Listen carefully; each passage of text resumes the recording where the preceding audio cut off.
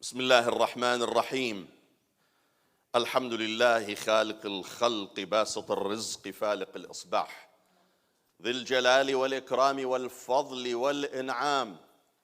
الحمد لله الذي بعد فلا يرى وقرب فشهد النجوى تبارك وتعالى. الحمد لله الذي هدانا لهذا وما كنا لنهتدي لولا أن هدانا الله.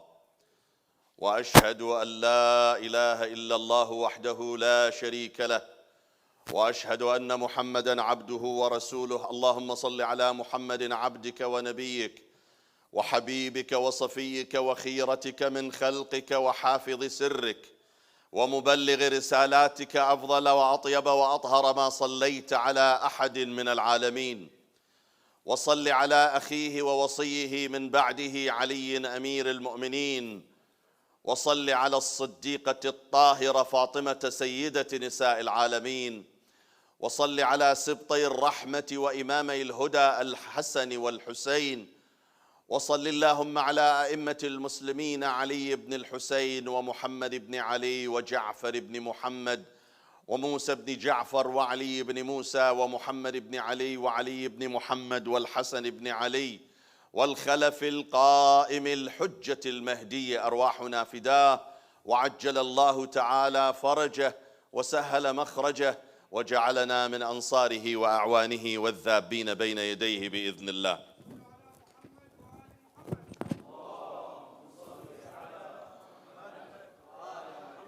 My beloved brothers and sisters, in my first sermon I was talking about musibah, tragedy.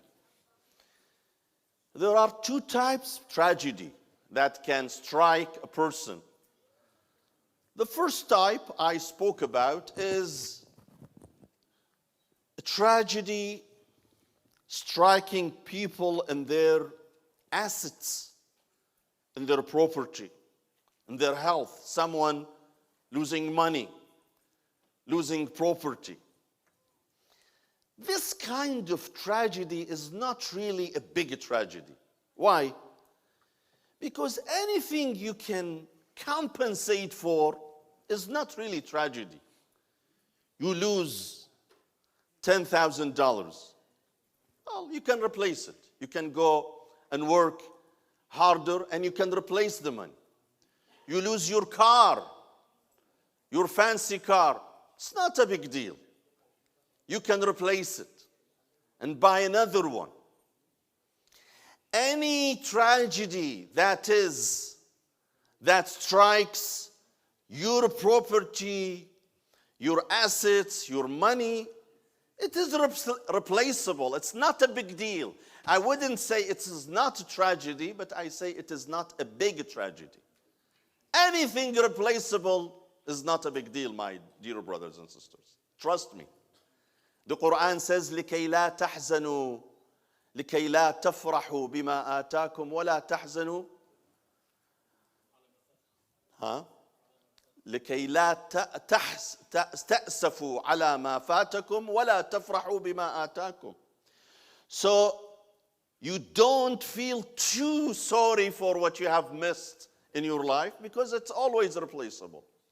Nor you get too excited when you get something materialistic because this is subject for change. But the real tragedy, alaykum assalam wa rahmatullah, the real tragedy from an Islamic perspective is al-musibatu fi ad-din. When there is tragedy in your faith, meaning you lose morally, not monetarily, not financially. Again, any financial loss is replaceable. But what if I lose morally? And you may ask me, how would I lose morally?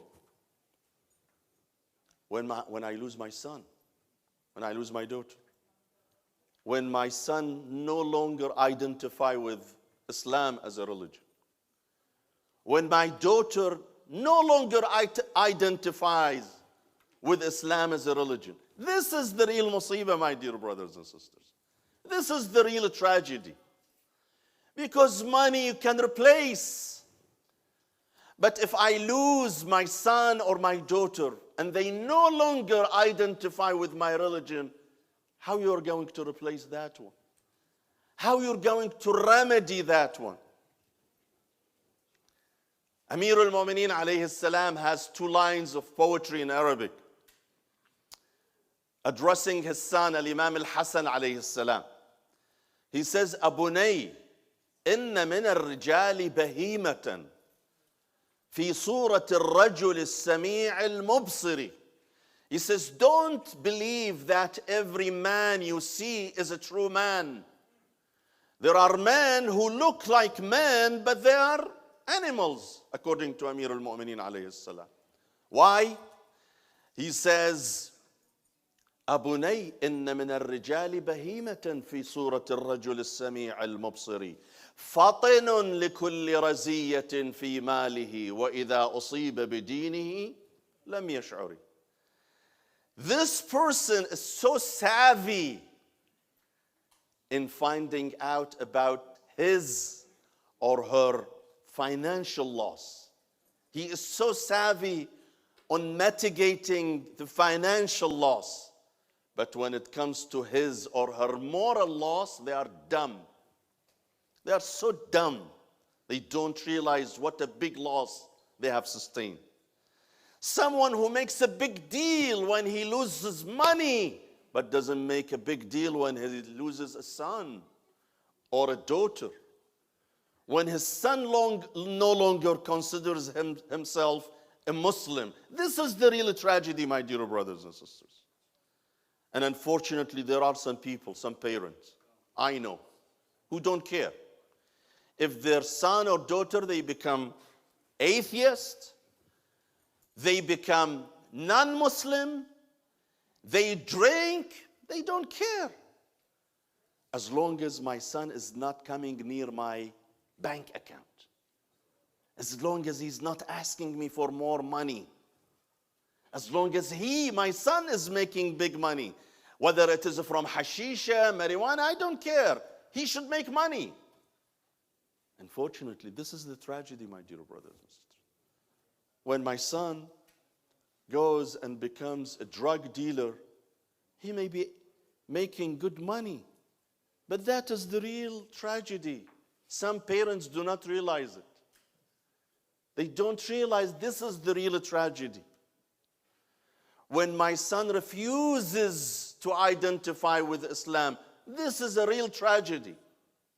When my daughter takes off her hijab and she poses her pictures and video clips on Instagram, bragging about removing her hijab, this is the real tragedy. When my daughter goes out and posts on Twitter that she sympathizes with gays and lesbians, this is the real tragedy. I talked one time to a parent whose children had posted on the social media that they support LGBT. I spoke with the father. The father is a good man. He's a religious person. I said, do you know what your kids put on the social media? He says, yes, I am aware. I said, do you agree with them? This is not necessary, but we live in a free country. Everybody is entitled to their opinion.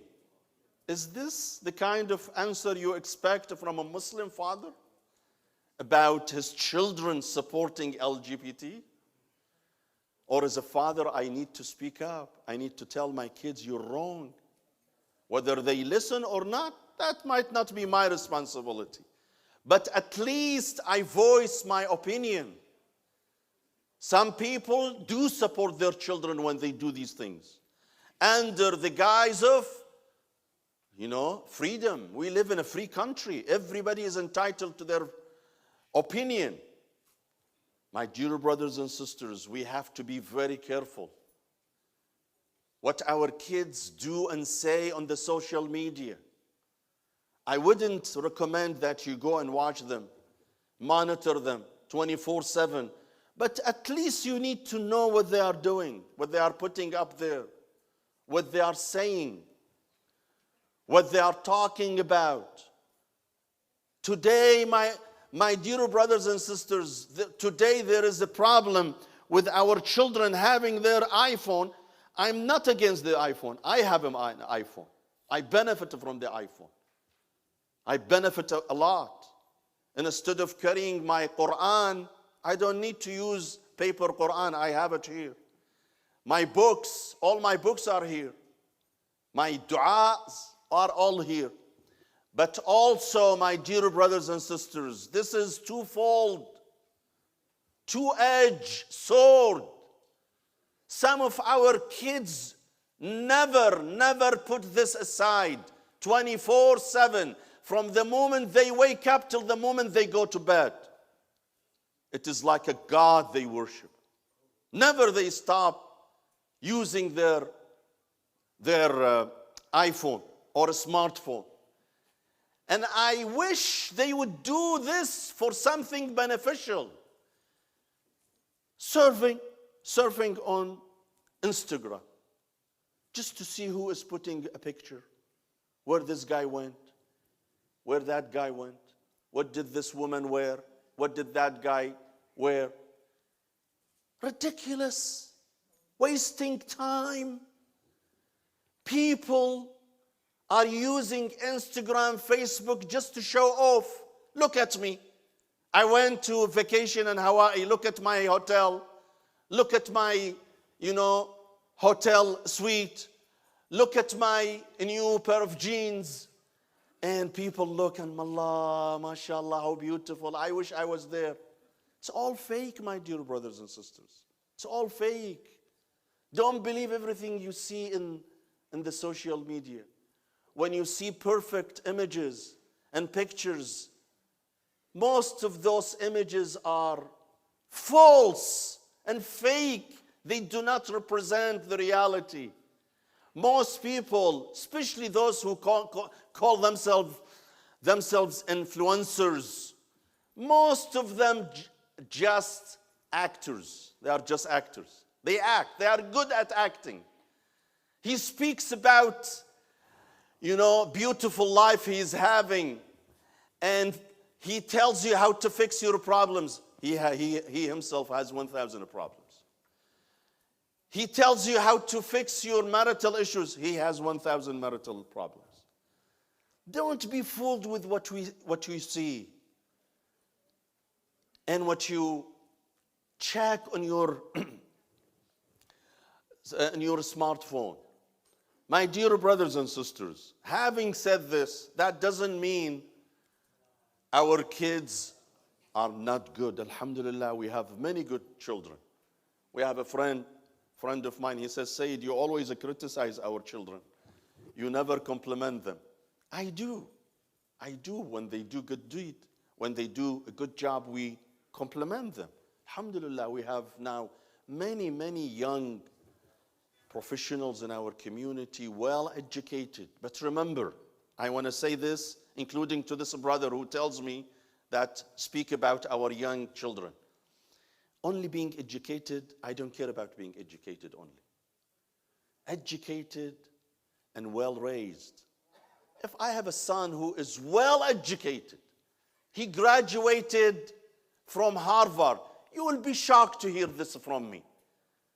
If I'm given a choice that my son graduates from Harvard, yet he loses his faith and iman, and he's no longer religious, and he drinks, and he's a womanizer, or I'm given a choice that my son will be trash collector, but he's a good in his faith, he is a good person with good character. I would rather have him trash collector. Don't get me wrong. I'm not saying education is not a priority. Definitely education is a priority. And I always encourage our kids to have high ambitions. Go to great Ivy League colleges. Go to Harvard, go to Yale, go to Princeton, but at the same time, don't give up on your faith. Don't develop inferiority complex where you go somewhere where you don't want to mention the name Islam anymore. You're afraid to tell people you're Muslim. No. Go anywhere you want, but still be proud Muslim. And practice your faith and practice your religion. And being an educated doesn't mean you have to be in contrast with your faith.